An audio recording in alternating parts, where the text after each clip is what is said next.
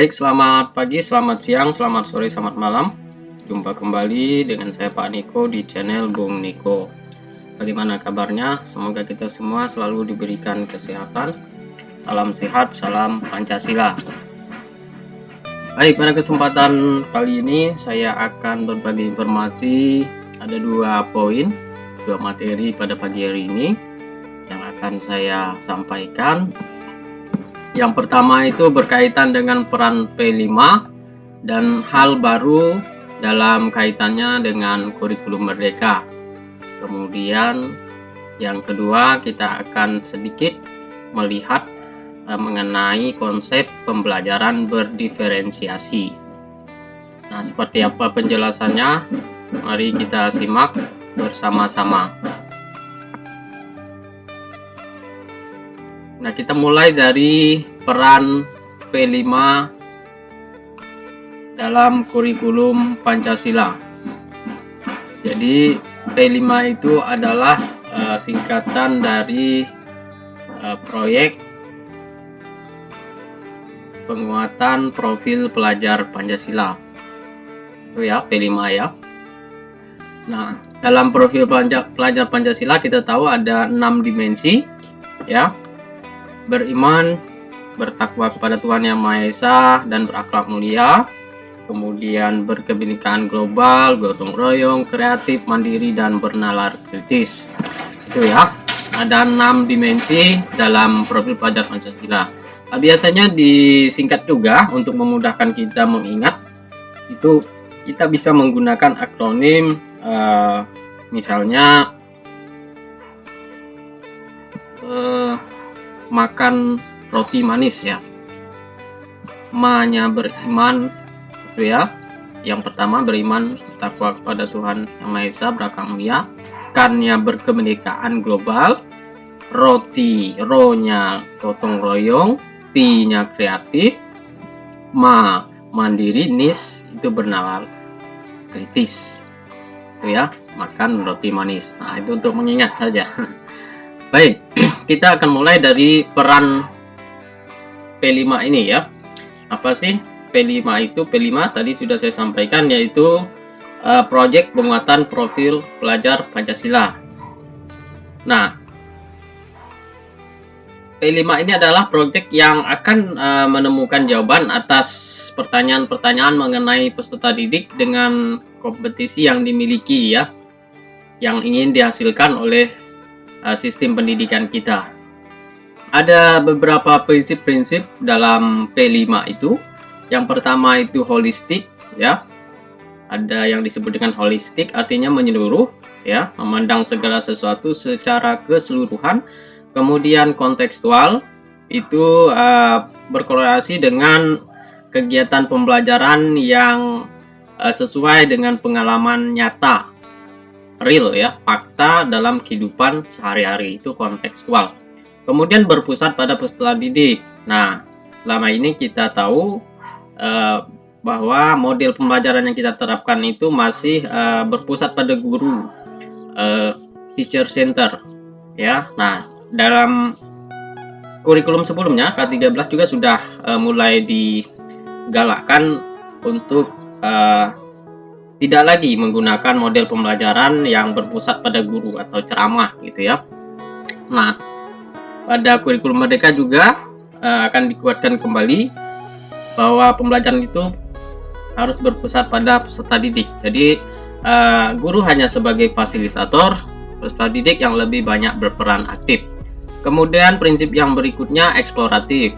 Eksploratif ini berhubungan dengan semangat untuk membuka ruang bagi proses pengembangan diri peserta didik. Lalu apa manfaatnya? Manfaat dari P5 ini ya, kita dapat memberi ruang dan waktu kepada siswa untuk mengembangkan kompetensinya. Salah satunya itu ya. Kemudian mengembangkan kompetensi sebagai pendidik yang terbuka untuk saling bekerja sama dengan mata pelajaran lain. Nah, ini nanti salah satu implementasinya ada dalam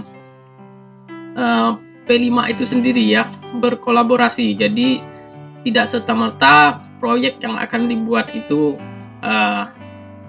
untuk satu guru atau satu mapil saja, tapi bisa berkolaborasi dengan mata pelajaran lain yang memiliki hubungan. Ya, nanti akan saya jelaskan.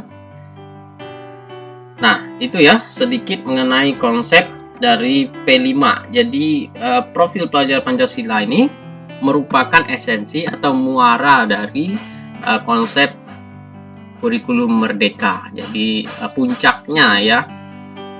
Nah, kemudian ada beberapa hal baru saya kupas sedikit mengenai kurikulum merdeka. Jadi ada 4 poin sebenarnya, ada budaya sekolah, intrakurikuler, ekstrakurikuler, kemudian P5. Tapi untuk budaya sekolah dan ekstrakurikuler itu masih sama konsepnya. Nah, jadi tidak saya bahas. Yang saya bahas adalah untuk intrakurikuler. Nah, ini cakupannya ya dialokasikan waktunya itu 70-80%. Kemudian intrakurikuler ini berbasis capaian pembelajaran CP. Nah, kalau dalam kurikulum sebelumnya itu ada yang disebut dengan KD ya, kompetisi dasar itu. Nah, sebelum saya lanjut, saya lupa tadi, kita kembali lagi mengenai profil pelajar Pancasila ini, P5 ini. Tadi dikatakan sebagai puncak atau muara dari penerapan kurikulum merdeka. Sebenarnya pada kurikulum sebelumnya juga sudah ada yang kita kenal dengan nama PPK ya, penguatan pendidikan karakter. Hanya saja itu tercantum di RPP ya kemarin itu, dan tidak begitu ditonjolkan. Nah, pada kurikulum merdeka ini lebih ditonjolkan dan diberi alokasi khusus sekitar 20-30%. Makanya terbagi dengan kegiatan pembelajaran intrakurikuler itu yang berbasis capaian pembelajaran ya. Itu hanya 70-80%. Nah, kemudian komponen yang berhubungan dengan intrakurikuler ini melingkupi alur tujuan pembelajaran. Ada yang disebut dengan alur tujuan pembelajaran ATP. Kalau dalam kurikulum sebelumnya itu disebut silabus. Kemudian juga ada modul ajar, yaitu RPP yang kita kenal di kurikulum sebelumnya. Nah, kemudian esensinya yaitu berkaitan dengan kompetensi pembelajaran ya, meliputi asesmen, kemudian ada sumatif dan sebagainya. Kemudian yang P5 yang dialokasikan khusus 20-30% ini berbasis tema. Jadi nanti dalam panduannya itu ada tema ya, ada tema. Nah, adapun komponen yang digunakan yaitu modul proyek namanya. Itu juga ada di panduannya. Seperti apa modul proyeknya itu ada di panduan dalam P5 itu. Nah, esensinya jelas proyek. Dia tidak berupa capaian pembelajaran, tapi hanya proyek yang ada nilai-nilai profil pelajar Pancasilanya. Nah, seperti yang saya sampaikan di awal tadi, bahwa untuk P5 ini antar guru atau antar mapel itu bisa berkolaborasi ya untuk membuat proyek P5-nya. Jadi bisa satu paket begitu, misalnya untuk pelajaran PKN dengan sosiologi atau dengan PKWU prakarya kewirausahaan itu bisa berkolaborasi dalam pembuatan atau implementasi P5-nya, misalnya dengan tema kearifan lokal. Nah, itu bisa jadi lebih efektif itu ya. Nah, ini sedikit gambaran yang bisa saya sampaikan terkait dengan P5, proyek penguatan profil pelajar Pancasila. Kemudian ada sedikit saya kupas kulitnya saja, hal-hal baru berkaitan dengan kurikulum merdeka itu ya. Kemudian yang kedua, nah, kita lanjut pada poin yang kedua atau materi yang kedua, yaitu pembelajaran berdiferensiasi. Nah, kita akan lihat pembelajaran berdiferensiasi itu adalah serangkaian keputusan masuk akal yang dibuat oleh guru berorientasi kebutuhan belajar siswa. Ada ciri-cirinya.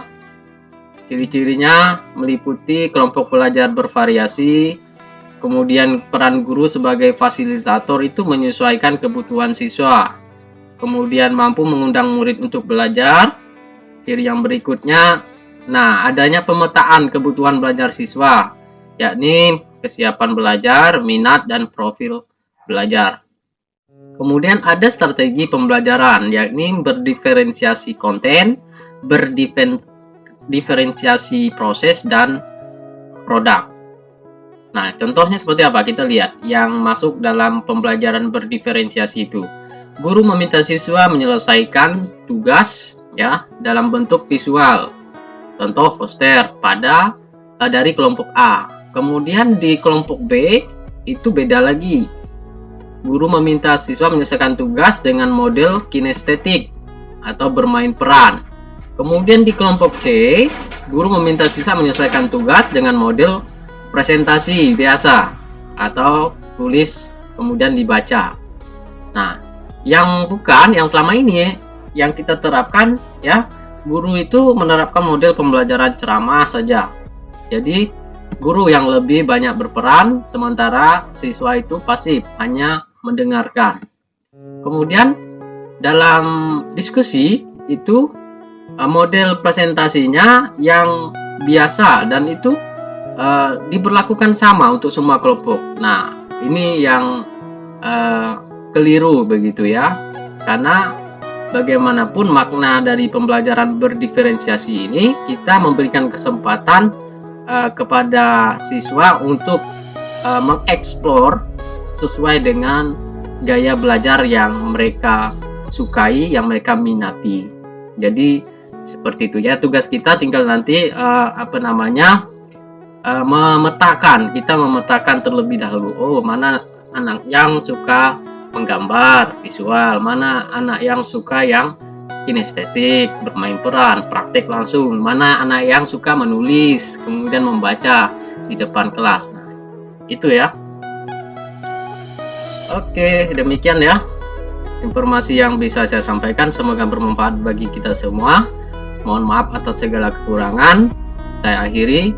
Salam sehat, salam Pancasila.